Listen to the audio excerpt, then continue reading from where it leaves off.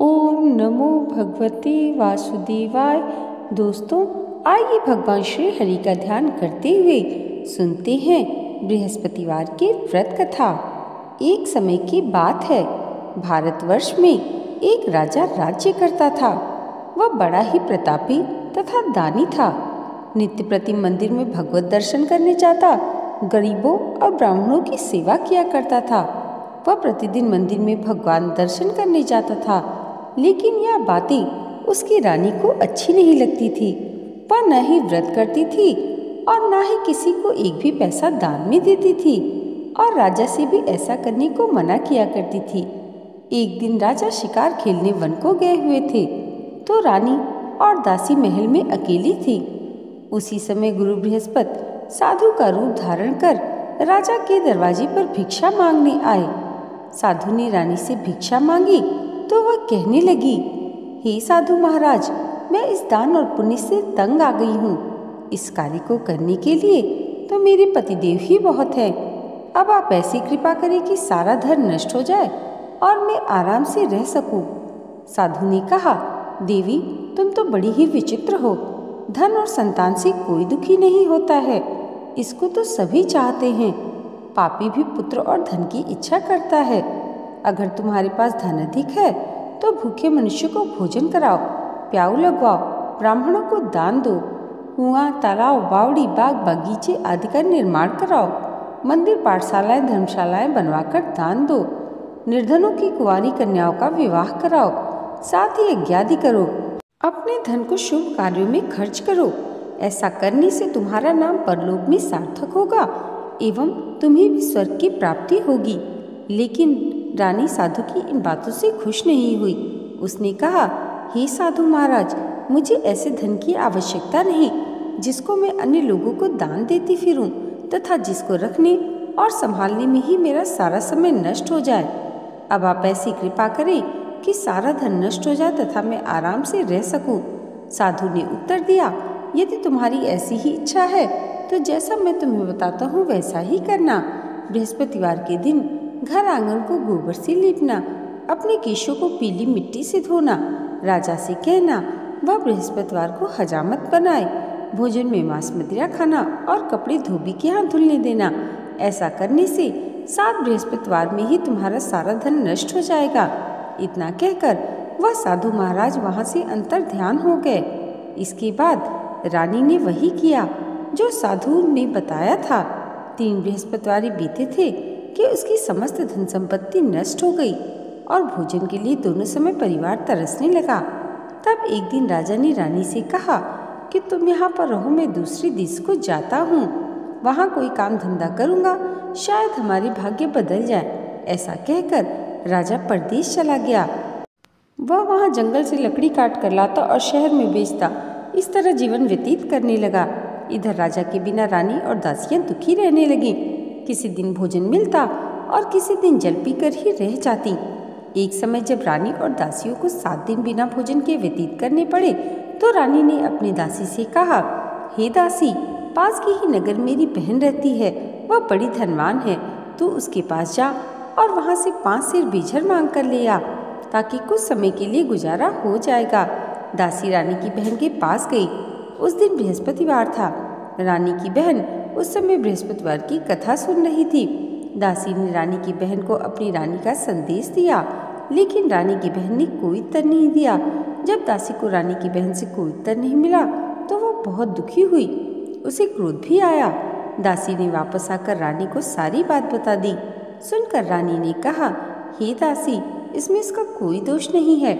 जब बुरे दिन आते हैं तो कोई सहारा नहीं देता। अच्छे बुरे का पता विपत्ति में ही लगता है। जो ईश्वर की इच्छा होगी वही होगा। यह सब हमारे भाग्य का दोष है। यह सब कहकर रानी ने अपने भाग्य को कोसा। इधर रानी की बहन ने सोचा कि मेरी बहन की दासी आई थी, लेकिन मैं उससे नहीं बोली, इससे वह बहुत दुखी हुई होगी। अतः कथा सुन और विष्णु भगवान का पूजन कर वह अपनी बहन के घर गई और कहने लगी, हे बहन, मैं बृहस्पतिवार का व्रत कर रही थी। तुम्हारी दासी हमारे घर गई थी, परंतु जब तक कथा होती है तब तक हम लोग न उठते हैं न बोलते हैं, इसलिए मैं नहीं बोली। कहो दासी, क्यों गई थी? रानी बोली, बहन, हमारे घर अनाज नहीं था। ऐसा कहते कहते रानी की आंखें भर आई। उसने दासियों सहित 7 दिन भूखे रहने की बात अपनी बहन को बता दी। उसने कहा, इसीलिए मैंने दासी को तुम्हारे पास 5 सिर बिछड़ लेने के लिए भेजा था। रानी की बहन बोली, बहन देखो, बृहस्पति देव सबकी मनोकामना पूर्ण करते हैं। देखो, शायद तुम्हारे घर में ही अनाज रखा हो। पहले तो रानी को विश्वास नहीं हुआ, परंतु बहन के आग्रह करने पर उसने दासी को अंदर भेजा। दासी घर के अंदर गई तो वहाँ उसे खड़ा बिछड़ का भरा मिल गया। उसे बड़ी हैरानी हुई, क्योंकि उसने एक एक बर्तन देख लिया था। उसने बाहर आकर रानी को बताया। दासी रानी से कहने लगी, हे रानी, जब हमको अन्न नहीं मिलता तो हम रोज ही व्रत करते हैं। अगर इनसे इस व्रत की विधि तथा कथा पूछ ली जाए तो हम भी कर लिया करेंगे। दासी के कहने पर रानी ने अपने बहन से बृहस्पतिवार व्रत के बारे में पूछा।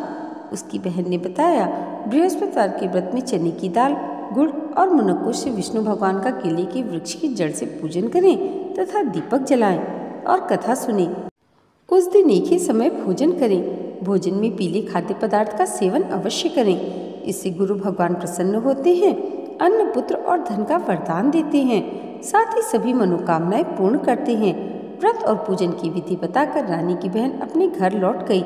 रानी और दासी दोनों ने निश्चय किया कि वे बृहस्पति भगवान का पूजन जरूर करेंगी। 7 दिन बाद जब बृहस्पतिवार आया तो उन्होंने व्रत रखा। गुड़साल में जाकर चना और गुड़ बीन लाई तथा उसकी दाल से केले की जड़ तथा विष्णु भगवान का पूजन किया। अब पीला भोजन कहाँ से आए? दोनों बहुत दुखी हुई, परंतु उन्होंने व्रत किया था, इसलिए बृहस्पति देव भगवान प्रसन्न थे। वे एक साधारण व्यक्ति के रूप में 2 थालों में सुंदर पीला भोजन लेकर आए और दासी को देकर बोले, हे दासी, यह भोजन तुम्हारे और रानी के लिए है, तुम दोनों करना। दासी भोजन पाकर बड़ी प्रसन्न हुई। उसने रानी से कहा, चलो रानी जी, भोजन कर लो। परंतु रानी को भोजन के आने के बारे में कुछ भी पता नहीं था, इसलिए उसने कहा कि जा तू ही भोजन कर, क्योंकि तू हमारी व्यर्थ में हंसी उड़ाती है। तब दासी ने कहा, एक व्यक्ति अभी भोजन दे गया है।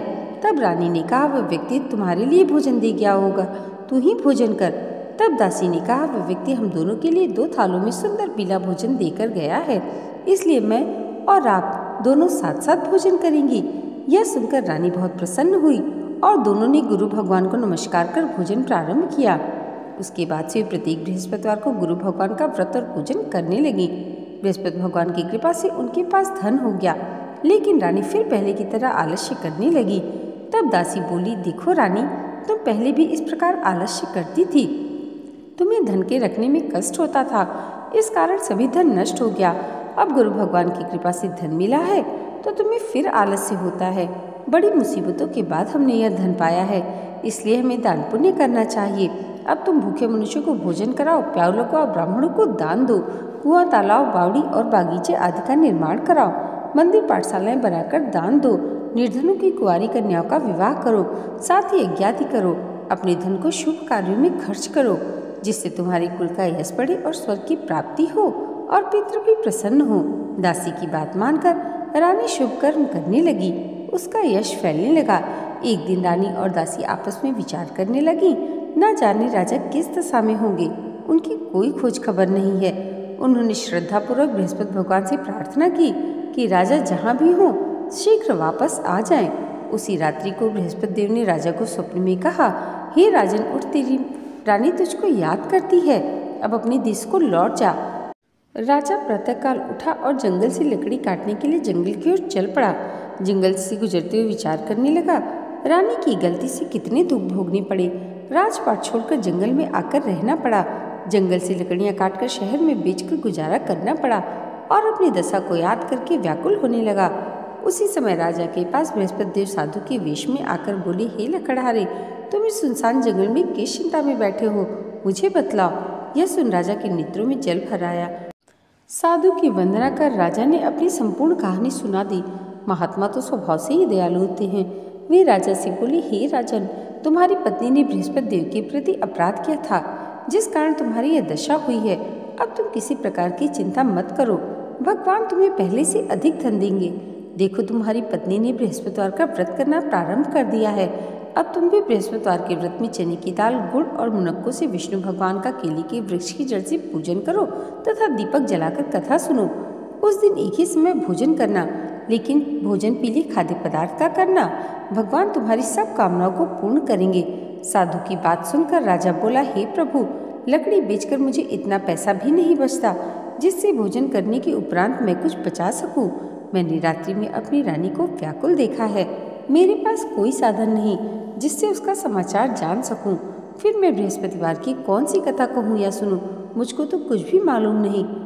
साधु ने कहा, हे राजा, मन में बृहस्पति भगवान के पूजन व्रत का निश्चय करो। वे स्वयं तुम्हारे लिए कोई राह बना देंगे। बृहस्पतिवार के दिन तुम रोजाना की तरह लकड़ियाँ लेकर शहर में जाना।